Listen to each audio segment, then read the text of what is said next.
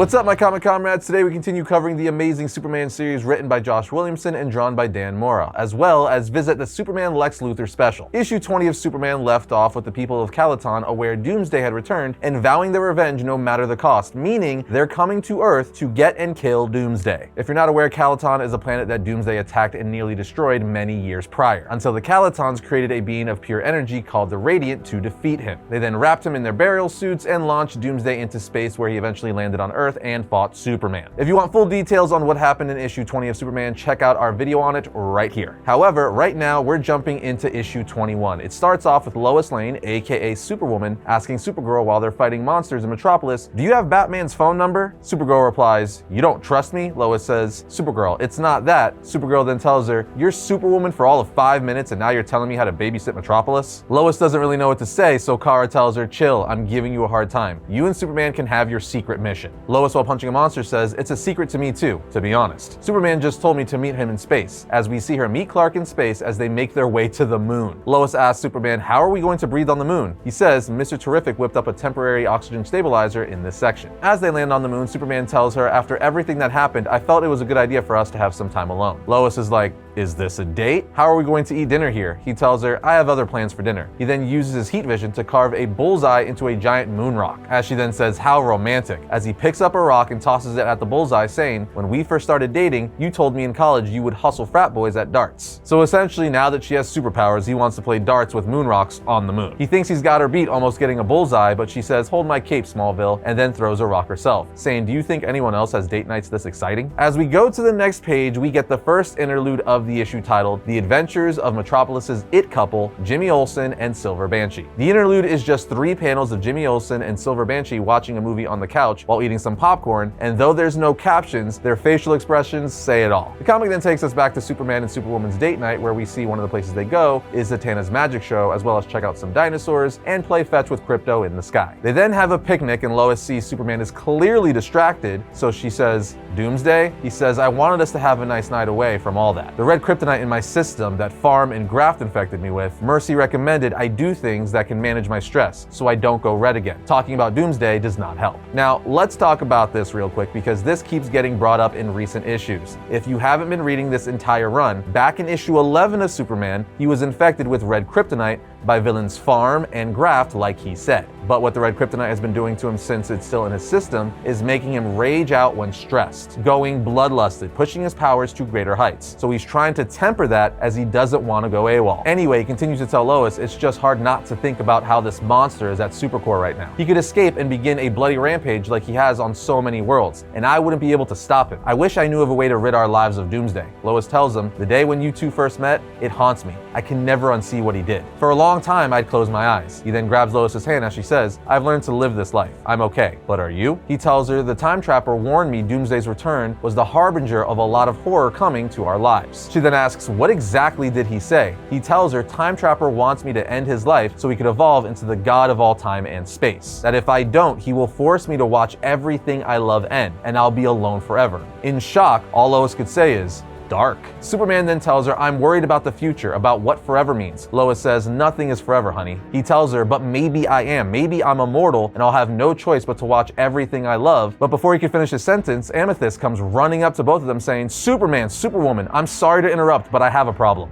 The House of Onyx has gone mad and has brought an army from the Shadowlands to invade us. The army is just over the ridge." Superman looks at Superwoman saying, "To be continued?" She replies, "I lost my appetite anyway," as Amethyst says, "To the battlefield." We then get a second interlude titled, "What Does Doomsday Dream About?" as we see him in containment being kept in a dreamlike state by synthetic Black Mercy venom, as we see what he dreams about is destruction, death, and killing Superman. We then see Superman arrive at the battlefield, looking at all the carnage, but then someone yells, "Stop fighting! We have a truce. This war is over," as the army says, "Long live the Queen, peace." Superman then asks Superwoman, "This was you, I take it?" She replies, "In all my years of reporting, I learned that once you get someone talking, they don't stop." Onyx needed medication that could only be found in the lands of House Amethyst. I helped them hash out a trade agreement. Superman then tells her, "Your real superpower. getting people to talk. Superman then tries to get back to their date, and Lois says, this whole thing feels off, like something is missing. He then says, follow me, I have an idea. We then get our third and final interlude of the issue called Lex and Mercy in Coffee. And it's basically 6 panels of Lex getting Mercy her favorite coffee as we see the two are starting to have a thing for one another. After this, we see that Superman's idea was going to Smallville to get the best breakfast burrito in the world. Lois even says, who knew the best breakfast burrito was in Smallville? Superman says, I did. We should stop by my parents' house while we're in town. She replies, you know I love your parents, but I don't think that would be the most exciting end to our night. Lois ultimately says, I know what's missing from our date night. Us, Lois and Clark, a city girl and a small town boy. Don't worry about forever, Clark, just be here with me now. And as the two kiss, they hear something, so they suit back up, and as they fly, Superman says, Supergirl, we'll be in Metropolis in less than 10 seconds. What's going on, Kara? Lois says, snow? At this altitude? Superman tells her, it's not snow, it's ash. She asks, from what? As they arrive in front of Supergirl, who says, that. It's like they just teleported in. So, do you have Batman's phone number? I love that a reoccurring joke in this issue is calling Batman, because he'll know what to do. Superman then says, Kara, as a voice from the armada of ships says, humans of Earth, you harbor the destroyer of worlds, the ultimate weapon you call Doomsday. We are made up of the last survivors of his execution of our worlds. We are the aftermath. This is my people's funeral garb. We wear it now because Doomsday has turned us into living death. You have exactly 1 Earth hour to turn Doomsday over to us, or we will grant you the same mercy that monster granted our people, and we will kill everyone on your world. Yeah, Calatons from the end of issue 20 are here, and they're not playing around. It's also really cool to see them in the funeral garb that they sent Doomsday to Earth in. That is 90s nostalgia hitting right there. With that said, let's jump to issue 22. Issue 22 starts off with Jimmy and Perry White going on a double date with their significant others. Perry's wife asks, how's it been with Lois as editor-in-chief? Silver Banshee, Jimmy's girlfriend, replies, when she shows up for work, you mean? Perry then asks, what now?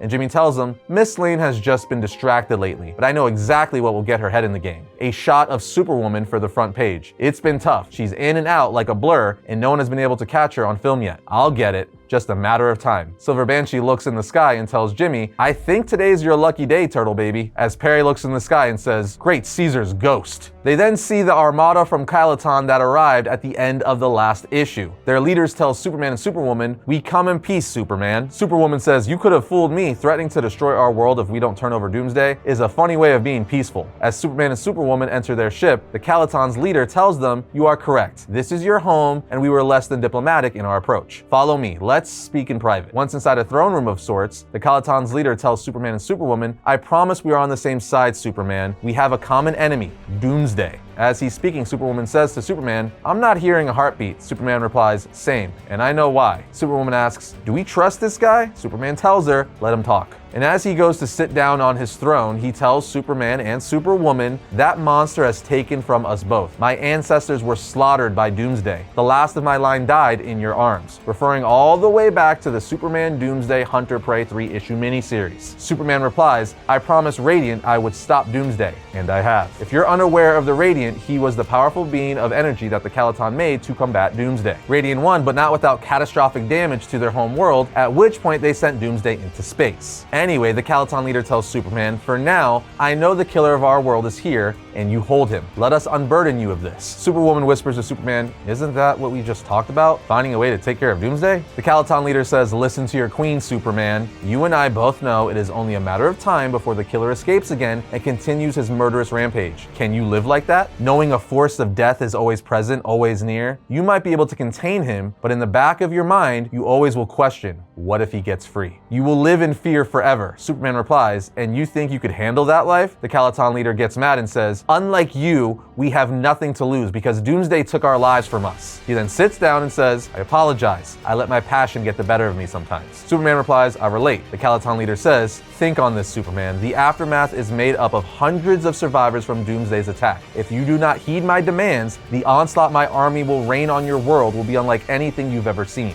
We know your power, but the destruction wrought by our duel will be cataclysmic. Now you may fight me and my army, but can you save everyone? Is even one life worth Doomsday's? Who must make the ultimate sacrifice because of your choice today? Superman replies, I think about that every day. What worries me is that Doomsday was created to be a weapon, but I never learned for what. Why did someone need a weapon like Doomsday? The Calaton answers, give me what I ask, and I promise you will never have to worry about that monster ever again. You could live the rest of your life in peace. Superman says, you can't kill him. He will only be reborn and evolve stronger than before. What will you do with him? He responds, we have our ways. He will be put to good use. Now the short of it is, at this point, Superman is not willing to hand over Doomsday, literally saying, you can't threaten me. I can handle it, but you don't get to threaten Metropolis. You don't get to threaten my people. And you sure as hell don't get to threaten my world. At this point, the Calaton leader stands up and starts floating in the air saying, I hoped it would not come to this, Superman. I believed we could be different, that we did not need violence. As he starts glowing blue, Superwoman asks, Superman, this guy's people killed Doomsday before? Superman says, yes ma'am, with Superwoman being like, oh boy. With the Calaton leader continuing to say that we could work together. I was wrong, revealing on the next page, he's the Radiant. He says to Superman and Superwoman, Doomsday is coming with us. Hundreds gave their lives for Radiant to be reborn, and their sacrifice will not be in vain. Aftermath, hear my call, it's time. Revealing why he didn't have a heartbeat, as Lois mentioned earlier. And Superman knew this was because Radiant is living energy. Radiant then flies out of the ship with Superwoman confused, thinking he's running away, but Superman tells her he's not running, he's going after Doomsday. Needless to say, Radiant gets there super quick and says, I will have my revenge. That monster destroyed my world. But Supergirl is there to fight him off, saying, as one orphan to another, I get it, I do, but you're not getting Doomsday. But with a wave of his hand, he just blasts Supergirl away. He then sets his eyes on Doomsday, saying, finally, the ultimate will pay for its sins. Superman then arrives saying, Radiant, don't, but Radiant replies, I warned you, Superman, what happens next is on your soul. Superman's all like, you said you come in peace. Radiant replies, there will be no peace as long as Doomsday lives, as he blasts Doomsday out of the containment tube and out of the building window. Superman then screams no as his red levels emerge, trying to get Doomsday. Supergirl then asks, where's Superman? And Superwoman responds, he went to stop Radiant, but there was an explosion. Mercy jumps in saying, Radiant freed Doomsday. But we have another problem on our hands, Lena, who's Lex's daughter. She says Superman's red levels are off the charts. Something must have really made him angry. She then turns around and says, is that a Superman and Doomsday team up? As we see Superman and Doomsday have teamed up to fight the Radiant and his army, which is crazy. While all this is happening, you have Jimmy trying to get a shot of Superwoman with his girlfriend Silver Banshee saying, are you sure this is a good idea, Jimmy? He says, I gotta get a picture of Superwoman. So she flies him close to get his picture, but when he gets too close, he's spotted by Radiant, who blasts energy at him. Superwoman tries to stop it, but time freezes.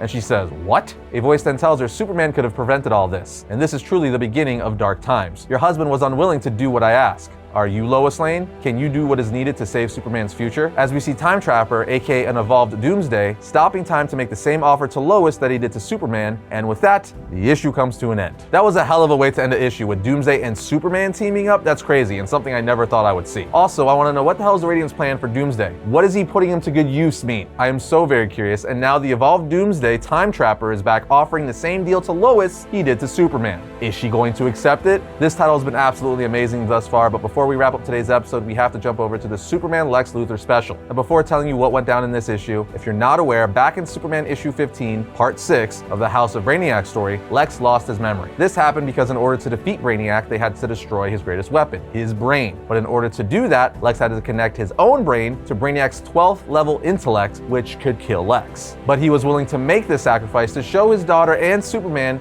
that he's turned a new leaf. Now, in the end, the plan works and they do defeat Brainiac and Lex actually lives. However, he loses his memory in the process, meaning he now has no memory of who he was or all the evil things he did in the past. So ever since Superman 15, Lex has no memory. However, in the Superman Lex Luthor special, we see at the very beginning, Mr. Terrific asks Superman to come to the Watchtower for a private conversation. Mr. Terrific tells Superman, ever since Darkseid's attack, I've been studying the new world that was created, and the energies left behind in the wake of his death. I've also watched security feeds from that day. Calling that footage glitchy would be an understatement. Time and space were manipulated, not just when Darkseid was here, but in the aftermath of the battle too. It's all very unusual. A piece of our reality has been hidden from us, and I must be honest, I've hit a brick wall here, Superman. The short of it is, in order to understand this new universe, this Elseworld, Mr. Terrific would have to allow his mind to go to the darkest parts. Let those parts take over. He tells Superman he finds it can be dangerous psychologically to do that, but there is one person that always seems to be able to find genius there. He says we were working on a way to communicate with the new world together. His help could be key. Superman says, I know why you called me here. You need Lex Luthor, as Lex has the evil genius mind, but the problem is Lex has lost his memory and isn't the Lex Luthor we know. So long story short, Superman goes to the park where Lex Luthor is having ice cream with Mercy and is basically like, hey man, did you get your memory back? Because we kind of need you right now. Even though it's not going to be great having your evil self back. Luthor says, no, I still don't remember, and are you sure you'd want me back the way I used to be? Superman then eventually says, yeah, you're right, I shouldn't be pushing you like this, it's your choice. Now while all this is going on, Lex is trying to remember his past. You see at the very beginning of the issue, issue, his daughter gives him a piano as she says music can be closely tied to memory, and that she thought maybe this could unlock some of his old memories, as Lex's mom taught him how to play the piano when he was a child. By the end of the issue, Lex regains his memory by playing the piano and even secretly gifts Mr. Terrific a new transmitter that's gonna help him with what he's trying to do. The big takeaway here is that Lex gets his memory back in this special, which is why it's so important. So now Lex remembers everything, which raises the question, is he going to choose to be his evil self, or is he going to turn a new leaf? I mean, he did help Mr. Terrific out, giving him that transmitter, so we're just gonna have to keep reading to find out. But there you have it, guys, Superman 21 and 22 and a flyover of the Lex Luthor special. Things are certainly heating up in this Superman series, and it's quickly becoming one of my favorite monthly books. But what do you guys think? Are you digging this title? Let us know in the comments. Other than that, we'll see you next time when we talk about all things comics.